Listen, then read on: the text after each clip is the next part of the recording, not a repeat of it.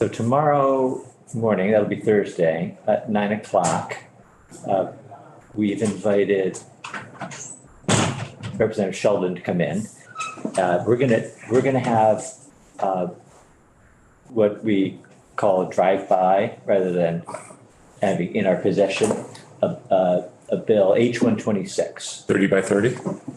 It's known as the 30 by 30, Well, which is shorthand for conserving 30% of state's land by 2030.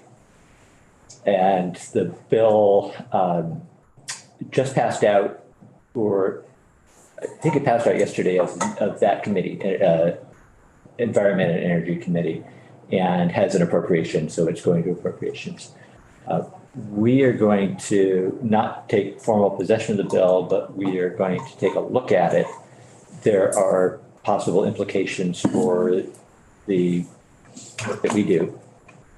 So we're going to start by having Representative Sheldon in tomorrow morning at 9. So if everybody could be here at 9, and we'll have her as the bill sponsor, one of the sponsors anyway, or the chair of the committee, walk us through the bill. And the intent then is, and I think we'll also have, trying to line up somebody from the Nature Conservancy, which has testified, and I believe largely in support of the bill. We'll have them come in and give us their perspective. But we also then want to hear from others who might be impacted, particularly private landowners. So Representative Lipsky had raised this the other day, and I heard from some landowners who wanted to be sure that they were able to get their perspective out in front of somebody, and they may have had an opportunity earlier when it was in the other committee, but I don't think that many people actually were able to take advantage of the opportunity. So you can, if you want it, we'll get that bill posted for tomorrow. And in the meantime, you can look at what was, you can go find it on their committee page under that bill, 126. So you can see how it currently reads. Those of us who were here last biennium, it's a similar, very similar bill to one that passed out of the House last year. I think it was in 2022. So some of it may be familiar, and I don't know that it came into this committee at all last year. But anyway, that's our plan for tomorrow and possibly Friday. We'll see whether we can get people to testify. Can I make a comment? Happy to have a comment. The notion of a drive-by on something as monumental as this is borderline insulting as far as I'm concerned. I strongly object to not having adequate time to be able to invite numerous witnesses to testify, and not on a 36-hour notice. I think it's inappropriate. This bill has a very large impact on the forestry sector of our state. We have forestry on our door. The body enacted the Forest Futures Economic Roadmap. It's due to report in 11 and a half months or 12 months. And a drive-by is, frankly, it's offensive to me and to Vermont landowners. The 80% of the 74% of Vermont forest land owners, it's completely inadequate. Loggers, foresters, forest producers, I think that, their absence in the passing out of 126 was very limited to non-existent. And I think it was very offensive to them. And, you know, if this committee thinks a drive-by is adequate, fine, I would personally will rally forces and have to debate it or amend it from the floor, I will, but I'm not being disrespectful and I'm not being aggressive. It just, you know, the fact that we have this, the Forest Parks and Recreation have this roadmap is in place.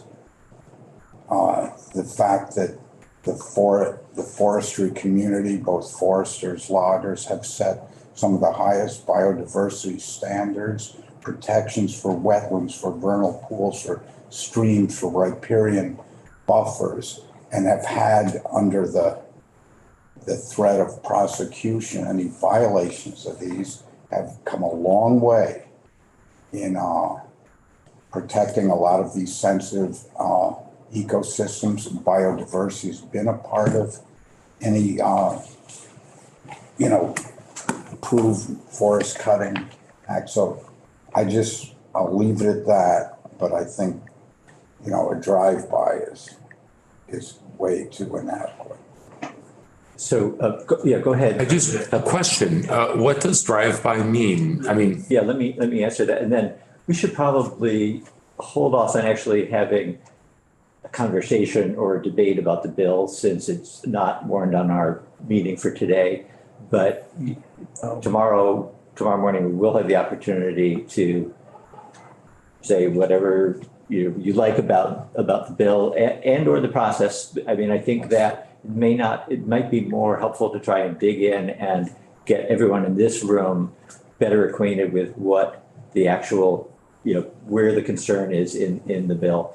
But a drive-by means that we don't have formal possession. It's not up on the wall, but that the speaker has said you can take this bill and review it. And we might collectively decide we like the bill as is. We might think that there needs to be a change made to it, and we're not. We are able to do that, even though we don't have. We are. Yeah, in theory. Oh, that makes me feel better. Drive-by means you can stop, put your vehicle in neutral, and leave it there for 2 weeks or whatever it takes to. You got to get done, as. I don't care what wall it's on. Well, I just think we need adequate. So, I mean, to be clear, a bill that's not in our possession can move along without us as well. And it is now or is heading to another committee, and they're doing their work. And there's some timing consideration because of crossover. Yeah, so I don't know if that answers the question. And, please feel free to reach out to me or you can have side conversations in between now and tomorrow about what the actual sort of procedural distinctions are, and I would take a look at the bill too between now and then. Yeah. So we could amend a bill we don't have possession of? We can offer. I mean, in theory, we could work with the committee that has it. We could.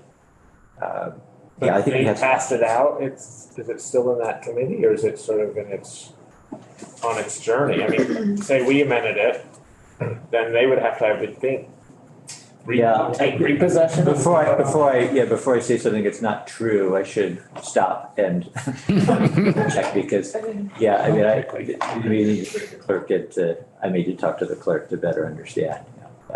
But I think that the point I want to make is that it's coming here so that some of the people who didn't have an opportunity or felt they didn't have an opportunity to testify before will have that opportunity. So we are actively trying to make that happen. So we can invite witnesses to comment on this, even though we don't have possession. Yes, yeah. But just to line them up may take, we're on break next week. We're working on it right now.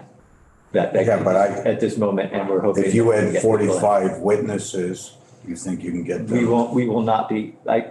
doubtful that we'll have 45 witnesses. I imagine that no matter how many people there are that would like to speak, we would never have 45 witnesses come in on any bill, but we would assume that we could get the sense of what a group of people had by talking to a representative number. There's also always the opportunity for folks to submit written testimony, public comment to the committee that had jurisdiction, to our committee, to the committee it's going to. So it's not like this is a situation where people cannot be heard during the process, even if they're not sitting in the witness chair because of timing restraints that exist on every bill. Strikes me as bizarre if there are 15,000 private landowners that could very much be affected have not been heard. So all of a sudden we have a day for this thing to pass through, and I just find that. Why don't we connect to after the meeting and we can talk about possible witnesses if you have people. Now, we're going to turn to the budget. And we left off this conversation yesterday by saying that we were working on trying to pull a document. We have a spreadsheet that we got from the Appropriations Committee. We're trying to get that updated. I think Laura's still working on that. She will have it to us by the time we come back and later this afternoon, if not, this morning before lunch. But I would like to just hear if anybody has any thoughts, anything you've thought about overnight, anything that you feel like needs to be at the top of the list. Also, clarification again on what we're doing, just because it can be a little bit complicated. Representative Templeman. Yeah, there's a lot of things that I support funding in this package, but the NRCD districts, I think, kind of float to the top for me. So it's a very strong recommendation that we give them their full request, as they do not operate with any funding right now, and they are a statutory state agency. Conservation districts. Yes. Okay.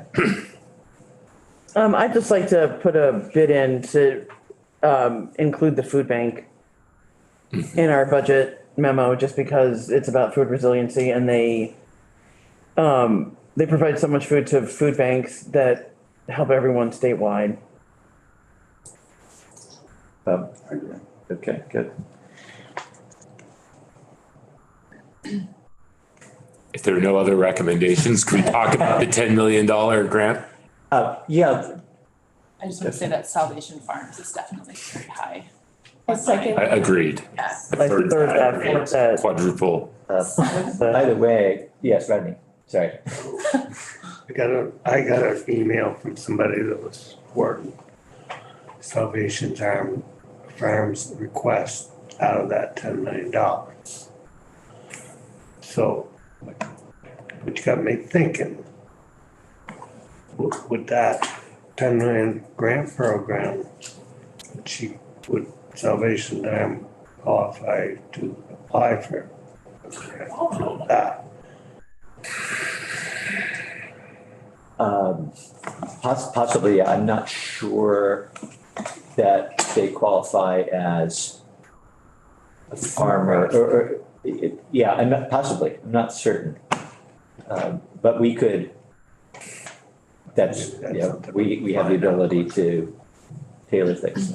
What were the sort of definitions of who can apply for that? Like, I was wondering if somebody wanted to start a food hub, which we heard there were some successful ones out. Does that qualify? Or somebody wants to be the next Black River Produce, would that qualify? Like non-farmer, but very much connected to. Yeah. So you have to be a farmer in the first place. You do? No, that's sort of the question. Oh, right, yeah. Yeah.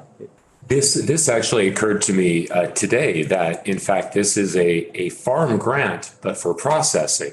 So it's kind of a strange just juxtaposition, right? Where how many farmers are also processors?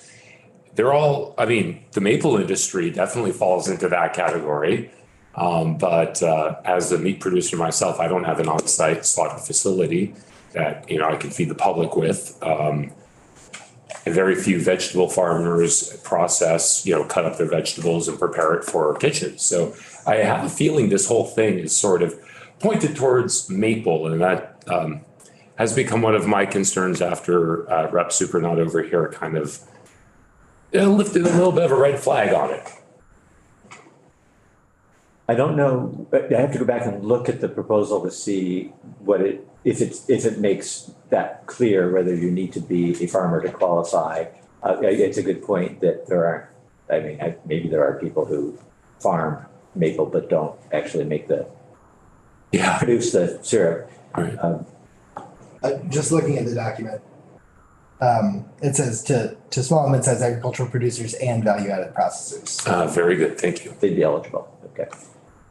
It doesn't answer the food hub question necessarily. So, And Salvation Farms, I wonder who they fall under. Right. Salvation and Farms. Salvation Arms might qualify under that. Maybe food production and Are processing. they adding? Gleaning, in fact, is a farm. Yes, I Yeah. think that the grant or the request is to do more than just, Oh, for the specific permit, right? yeah, more than just pick and give away the produce, yeah. Can I just add, since we're floating all of these requests to the top?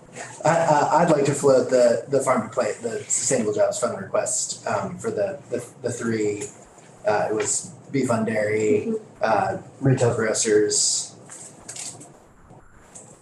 Make up for the grant. and alternative access landmills, yeah, and part of it being to make up for the grant that we lost. So there's the 100,000 base funding increase and 400,000 one time. Yeah. That's So that's two different sides of it, right? Let's go back to so anybody just want to put anything else out here? So let's go back to the conservation districts. Seem to hear a couple people speak up in favor of that.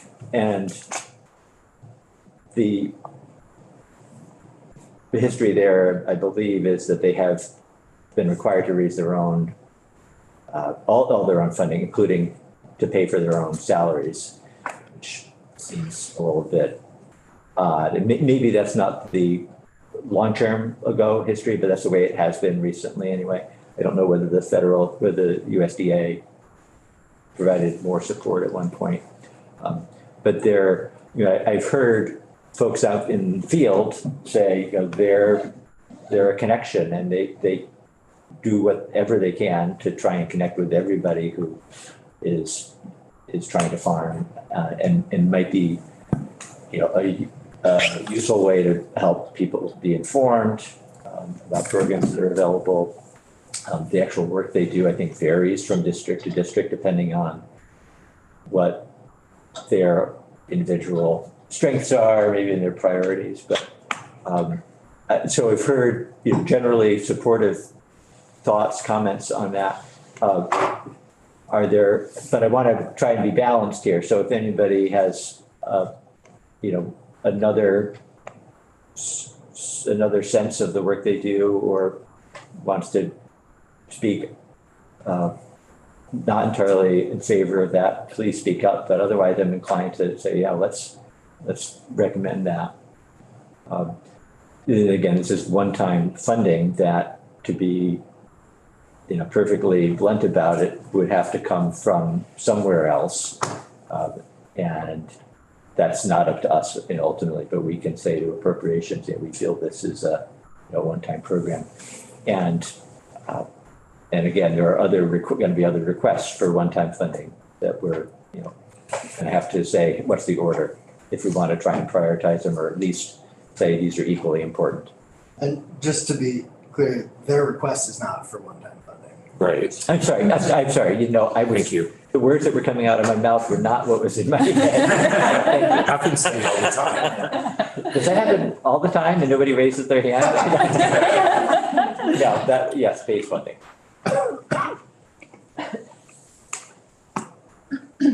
Yeah.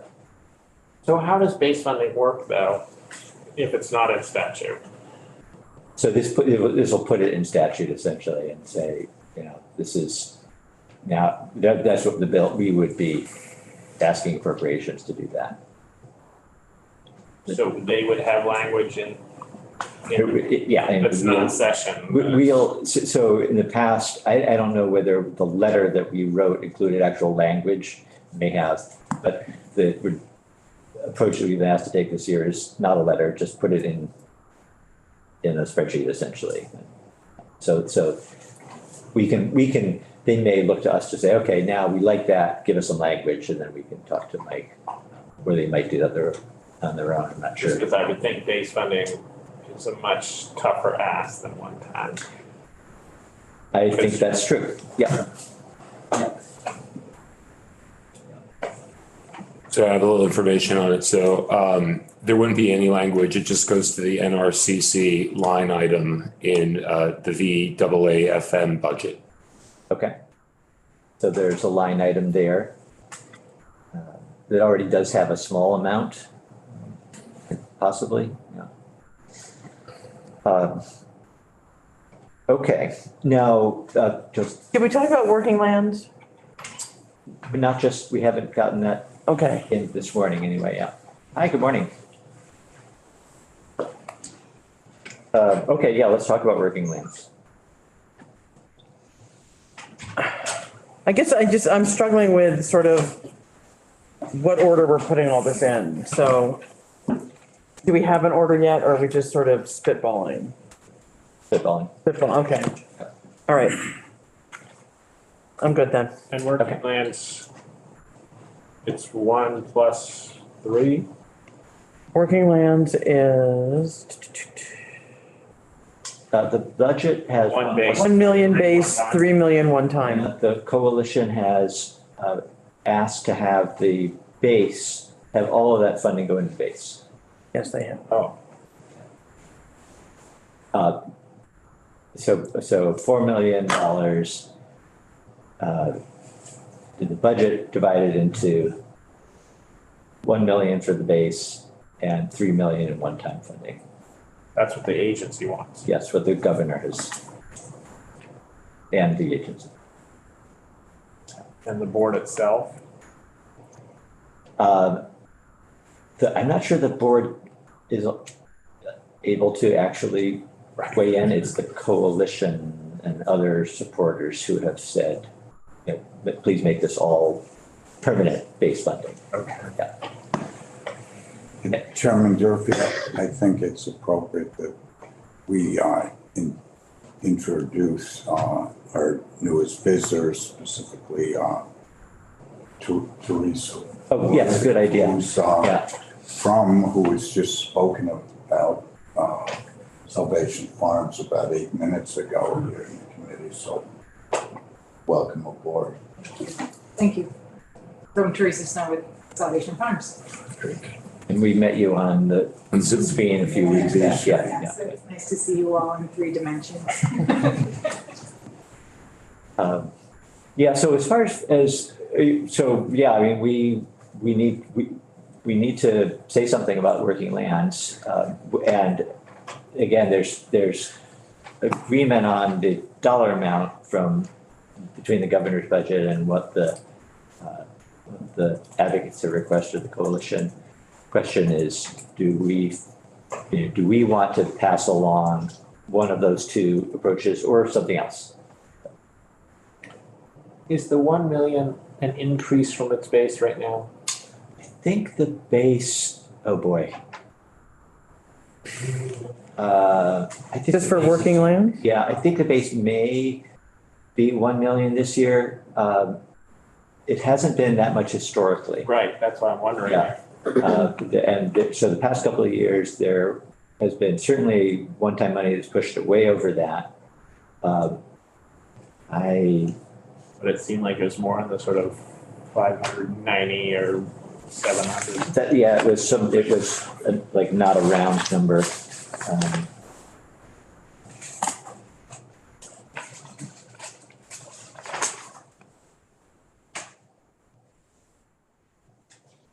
I'm sorry, I don't have that answer. Find out.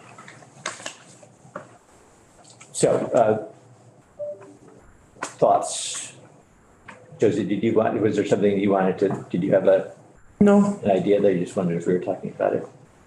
I have another item. I don't know Different if you item? want A different item. Okay, yeah. That's the Serve, Learn, Earn Coalition. yes. Yeah. Yeah. So The Serve, Learn, Earn, I think that's the order that they go serve, Were learn, they They- part of the youth conservation? Yeah. Corps? Yeah. in. Yeah, and then, yeah, Vermont Work for One and those groups and, What's it called? if we, Resource. Resource, yes. if we want to support that request, it's also in front of the Commerce Committee. Okay, And I think they may be actually putting a workforce bill together, and I believe they're inclined to include it as a funding request. It would be helpful if we do support that, we can be sure to include that in our letter to appropriations or communication with appropriations. We've had a number of requests, all added up. It probably is approaching $30 to $40 million. How much do we realistically have to get through? Yeah, so let's think of it in two pots, sort of. Okay, The base funding and then the one-time funding. And there's, I don't want to say there can't be any meeting back and forth there. But if we think about the one-time funding, the governor's budget has what we've seen, 10 million for the ag, 10 million for the commerce that had a rural component to it when we had Secretary Curley come in. I think $2 million yesterday we heard about from Forest Parks and Recreation. There are, and obviously other agencies and other committees are looking at other, and I don't know how much total there is. But if we say, we like, in addition to that, we feel that we would like to include in our proposal a certain amount of money for programs that weren't in the budget. We either need to say, in addition, and if we say, and we like all those programs too, we have to understand that that money has to come from somewhere else. And that presumably no committee in the building is saying, actually, we will take less than what has been proposed. So I mean, right. I don't know that for sure, but. So basically there is no money specifically earmarked for these one-time releases. We would have to pull them out of, say, the $10 million grant. So the 10 million is earmarked for one time, in the governor's budget. The other 10 million also one time in the commerce section of the governor's budget, and then 2 million in forest parks and recreation. And possibly other things. There's also positions, so staffing positions. We heard a request yesterday to add 4 or 5 staff members to Forest Parks and Recreation to do a climate forester and several other. But is the governor's 10 million for ag the same 10 million that this grant program that's been, is that competing with that 10 million? That is the 10 million. That's it? Yeah. Oh, so if we were to say, whatever Salvation Farms is asking for, 500,000. 500,000, that would come out of that 10 million, and then it would be a $9.5 million program. Well, so yeah, I mean, not necessarily. We could say, just in terms of the dollars, we could say, we think that all of that 10 million should go to exactly where it's been recommended in the governor's budget.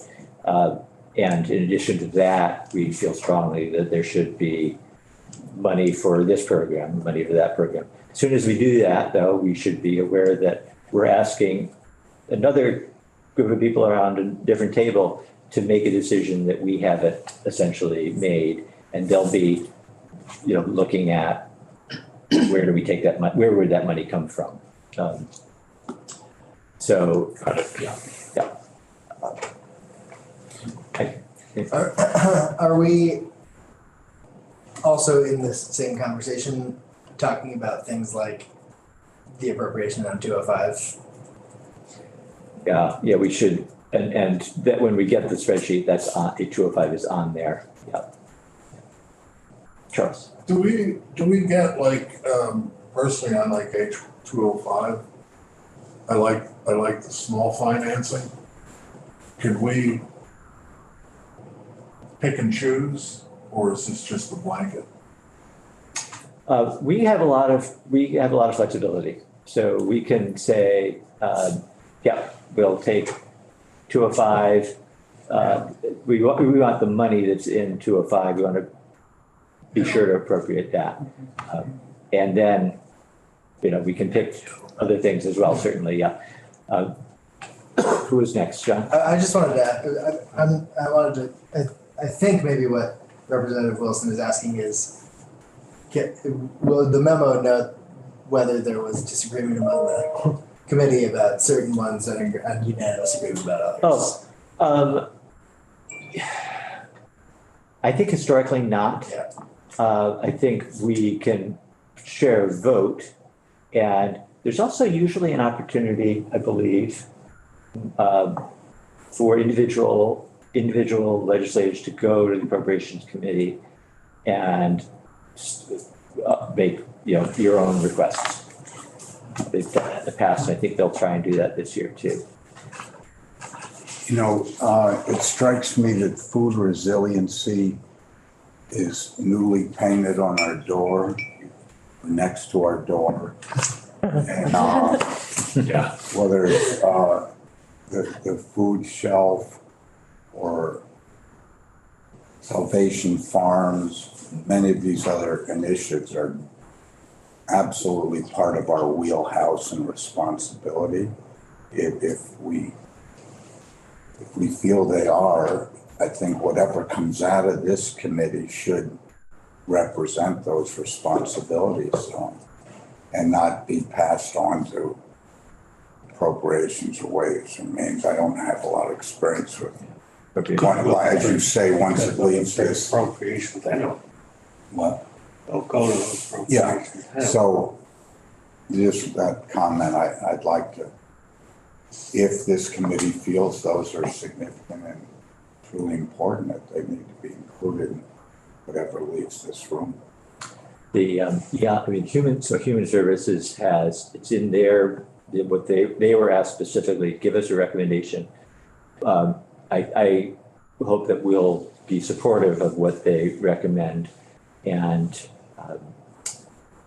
that would be the food bank, for example, is one of the items that they specifically are going to be giving a number on.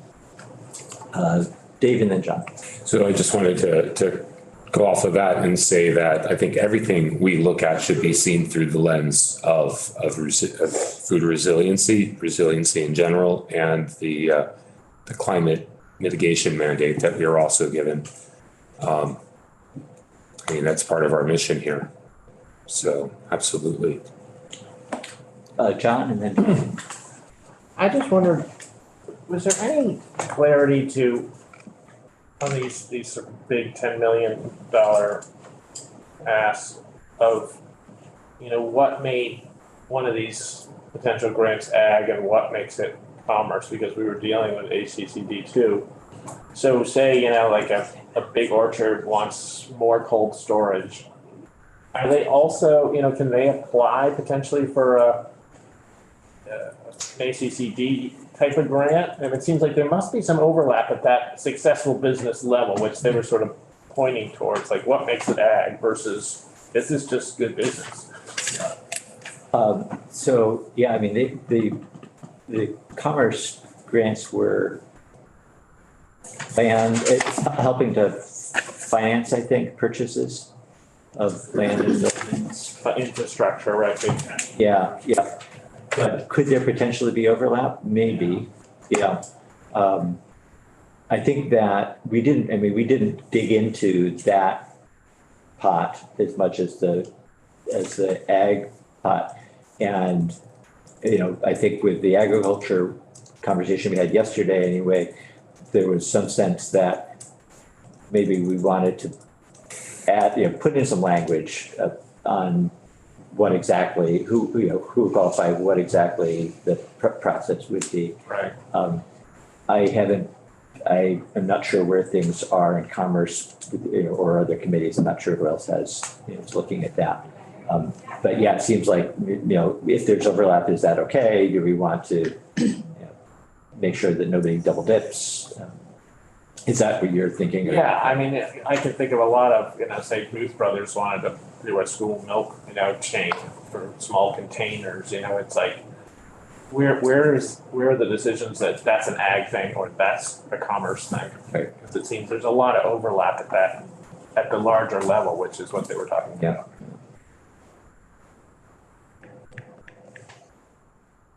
Okay. Other thoughts? Just a quick one, because I can't find it, and maybe someone can just, Sustainable Jobs Fund, Ellen Kaler, how much was she asking for? Was it 300? Again, there was a change to the base funding, and then a one-time request, and there was 100,000 for the change to the base, and then 400 one-time funding. The 100,000 was to replace a former source of money that's not available, because they also get, part of the funding comes from other sources. Yeah. And then there were 3 different programs that collectively were $400,000 for a one-time request. And then can we not lose sight of the Land Access Opportunity Board? We talked about that yesterday. I think that's everything. John? The 400, were all those under the umbrella of Farm to Plate? No, the Sustainable Jobs Fund, that I don't think necessarily Farm to Plate. I'd have to look. Or somebody can speak up Just if you remember. quickly scanning through their memo, it seems like they're all under Farm to Plate. They introduce it as the SJF administers the Farm to Plate investment program, and then lay out the request. Okay.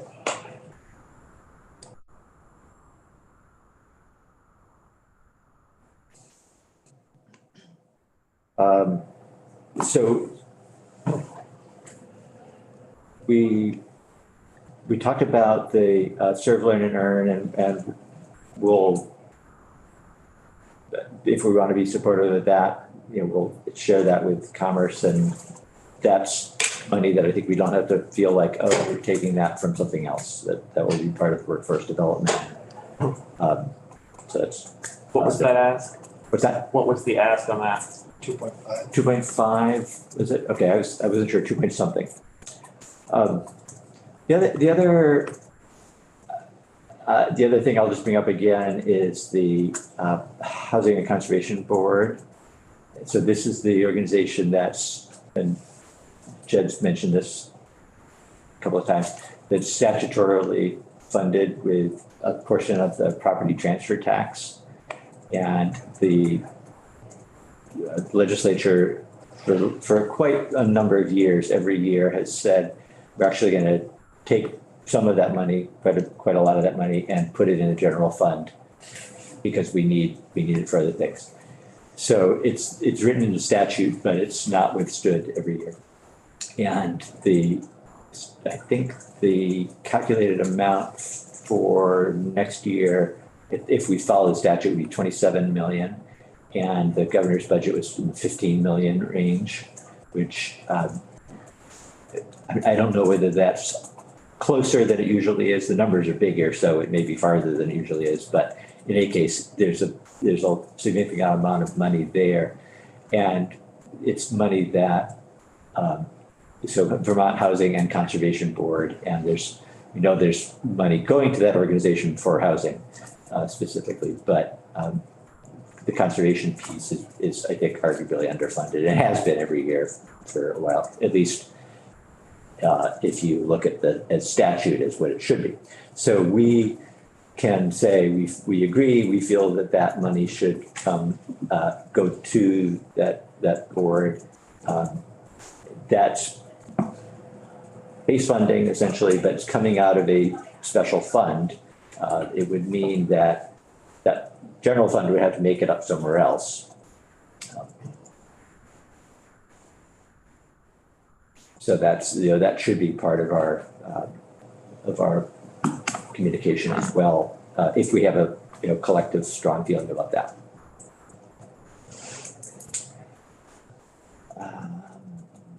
Okay. Anything else? Esme? And local foods incentive grant is already accounted for as well on that list. So local foods incentive, local purchasing incentive, grant, is, no. So just to be clear, that money is not in it's not in the budget, and Oh, we yeah, do need I to meant- highlight that. Oh, yeah, I meant in our memo. Oh, yes, yeah. So, right, and then my thinking is that is maybe the first thing we mentioned, that, this is money that has to be in there, and it should be in the base. Agreed. Okay,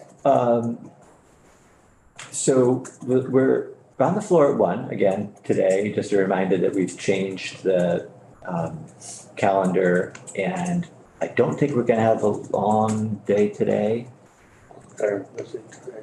but not I long, love very long. not long. So if you would all like to come back here then, yep. 10 minutes following it. Yeah, and we don't have, we will have Michael Grady in to help us to answer any questions about the budgeting process now, but he's not available to 2:30, I think. So we might not be done until 2:30, but anyway, come on back, 10, 15 minutes after the floor ends. We then will see if we can reach some decisions on how we want to structure our request to appropriations this afternoon. Don't we have the elections bill? It's on the action, I'm looking at it right now, it's on the action calendar for today. I think it's gonna be, They're gonna move it to tomorrow.